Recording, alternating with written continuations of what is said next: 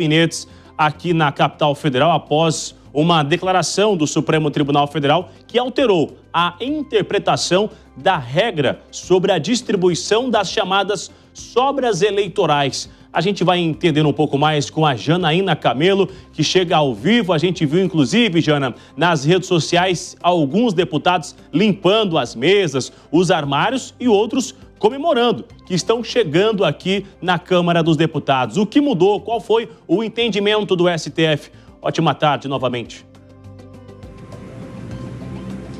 Muito boa tarde, Bruno. Pois é, parlamentares do PL, do MDB, por exemplo, precisaram fazer essa limpa ali nos gabinetes e outros partidos ali comemoraram. Porque o que são as sobras eleitorais, né? Primeiramente ali, Bruno, são aquelas vagas ali remanescentes da Câmara dos Deputados que não foram preenchidas pelo critério do sistema proporcional. E aí o STF, no ano passado, em julgamento, decidiu que as regras que estavam valendo até então para concorrer a essas vagas remanescentes não valiam mais. Porque quais eram essas regras? Para que um partido pudesse concorrer a essas chamadas sobras eleitorais, era preciso o partido ter atingido 80% do quociente eleitoral. O quociente eleitoral é quando é a soma ali dos votos válidos dividido pelas vagas, pelas cadeiras ali na Câmara dos Deputados. E o candidato individualmente precisava ter atingido 20% desse quociente eleitoral.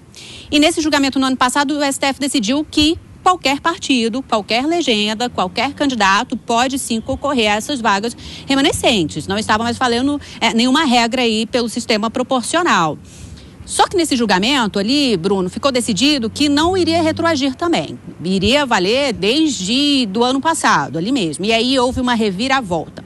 Porque acabou que os partidos que se beneficiariam ali com essas vagas entraram com recurso aqui no STF, e aí o STF julgou esses recursos. E aí mudou, porque acabou que de um julgamento para o outro, a composição dos 11 ministros aqui do plenário também mudou. Entraram os ministros Flávio Dino e Cristiano Zanin. E aí o voto do Cristiano Zanin ali foi determinante. Ele votou para que, sim, pudesse retroagir para as eleições de 2022. E aí ficou decidido que, nesse caso, nas contas ali, no fim das contas, sete deputados federais perderiam ali as suas vagas e 7 deputados entrariam ali no lugar. A gente tem aí, para mostrar uma arte na tela, Bruno, quem são esses deputados que precisaram limpar as gavetas, os armários, os gabinetes que eles passaram ali os últimos anos.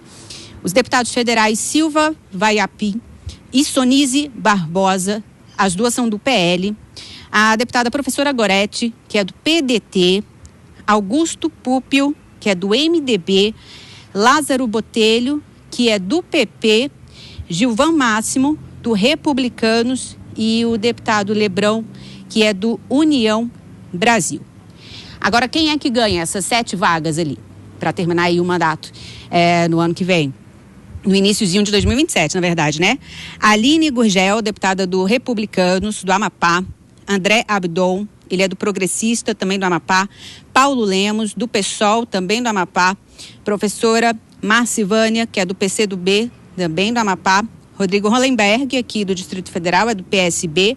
Rafael Bento, que é do Podemos de Roraima. Tiago Dimas, que é do Podemos de Tocantins. Então, a bancada do Amapá aí ganhando boa parte dessas vagas aí das chamadas sobras eleitorais. E aí, na semana passada, a mesa diretora da Câmara publicou ali no Diário da Câmara dos Deputados, declarando que esses 7 deputados perderam os cargos. E aí, nessa mesma edição, o presidente Hugo Mota, presidente da Câmara, ali convocou esses deputados para tomarem posse, vão tomar posse ali a partir dessa semana. Bruno. Janaína, obrigado pelas informações ao vivo, em tempo real. Vamos ouvir então as nossas comentaristas, a advogada Ana Beatriz, que segue com a gente. Ana, tem uma reclamação de que a Justiça alterou a regra já depois do jogo. Tem uma reclamação sobre o respeito em relação a esses eleitores. Acerta o Supremo quando exige a saída desses parlamentares antes de uma nova eleição, Ana? Então, Bruno, eu acho que essa situação ela é mais delicada do que ela parece e ela deixa ainda mais claro o tamanho do problema político que a gente tem no Brasil. Porque a gente tem deputados que foram eleitos e, de repente, por alterações nessas regras e pior, alterações na interpretação de determinadas regras, perdem seus mandatos no meio do caminho, no meio do período eleitoral. Ou seja, se a gente estivesse mesmo falando de um cargo público, de deputados que estão, em tese, né, a gente espera que estivessem trabalhando com projetos para melhorar a vida da população, de repente, eles são obrigados a, como vocês disseram aí, limpar as suas gavetas para que novos assumam. E estes novos não necessariamente vão seguir com esses projetos. Ou seja, a gente vê um desperdício de dinheiro público e um desperdício do valor do nosso voto, do valor que a gente tem como eleitor, que faz com que a gente leve cada dia menos a sério a política nesse país. Quero ouvir o Túlio Naza, que também está com a gente aqui. Túlio, fica um receio ali do eleitor quando vai à urna, se ele vota em um candidato, ele acredita que o voto vai justamente para aquele candidato ou vai para um outro número que faz uma soma e elege um outro candidato? Há um receio do eleitor sobre a contagem dos votos? Quem de fato recebe ou quem não recebe esse voto, Túlio?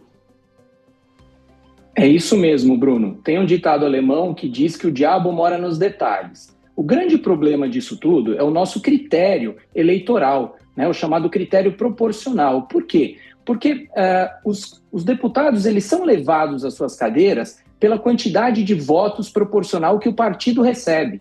Quem não se lembra, né, do famoso político, saudoso político Enéas, que era de um partido pequeno que se chamava Prona, e teve um número recorde de votos, o candidato então Enéas, e carregou com ele deputados que tiveram dezenas, centenas de votos, né?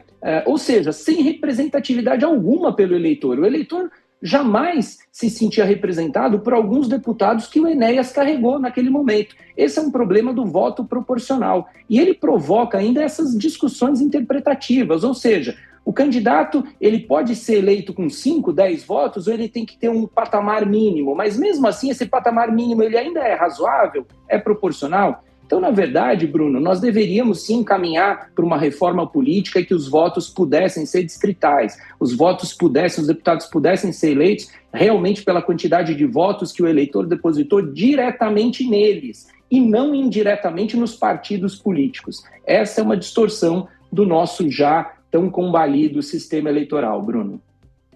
Uma renovação, então, na Câmara dos Deputados, com a chegada de 7 deputados dos mais diferentes estados.